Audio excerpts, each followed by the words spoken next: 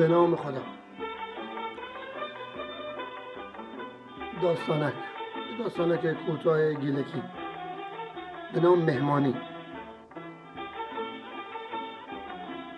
با لگدو ناصر از خواب بیدارم.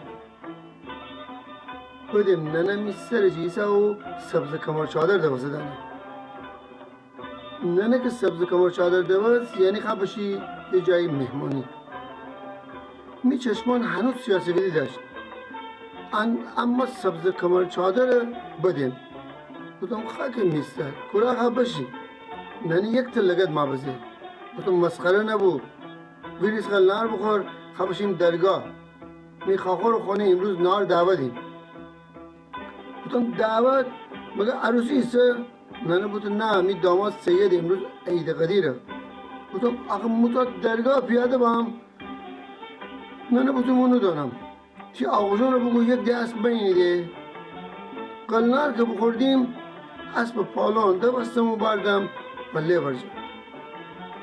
ننه با زحمت سواره و راه دکتیم. ننه سواره و پیاده. 1 ساعت پیاده روی بودم. برسیم ننه خاخور خود. یک تو خونه قدیمی بزرگ گالیسر اما تمیز. حیات من یک تو چوب و برگ اضافه نکته بود. همه جا سبزه و تمیز.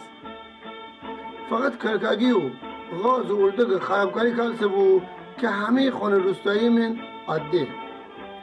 ننه که بدین یک خوب 20 زنک دکالسه پله سر و حیات من. چی دینی ماچی و گردن دشکستن. زناکون ولاگودی می گردن هم دشکستن. گوتنی کی پسره؟ ننه گوت زلیخا کچه پسره ده. بعد زناکون گوتن اوخای خب مار مرسون خوشگیله خاله خدا بداری. خلاصه کشیم جور ایوان سر. ننه داماد و چند تا مردک اتاق درون نشته بود. منم بوشم اتاق و سلام گوتم و یه تا گوشه بنشتم. چای باردن و حلوا. 1 ساعت بو نهار و سفره ایوان سر بنن. سفره به حدی دراز بود که این سر تا او سر ایوان برسه بود. چینی کاسه و لیوان شیشه‌ای و قاشق چنگال استیل. میاره که همیشه لعاب کاسه و چوبان قاشق و مرس لیوان من غذا خوردم خیلی مزه بود. ماشاءالله غذا چقدر فراوان. فسنجان و باقلا قیمه و سیرویج. البته کوکو هم داشتن بخوردم مزه باقلا کوکو داد. پله هم سفید و سیاه و زرد. سفید که همه هم خوردیم سفید پله. اما سیاه پله مزه شیرینی داشت. انگار دوشو داره بونه.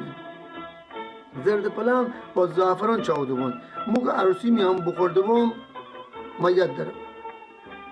جایشم خالی. نهار که بخوردیم مود اتاق نشم ایوان سر بنشتم. یک تا کسلکو هم اون طرف ایوان نشته بود که می چشمان کندره بود.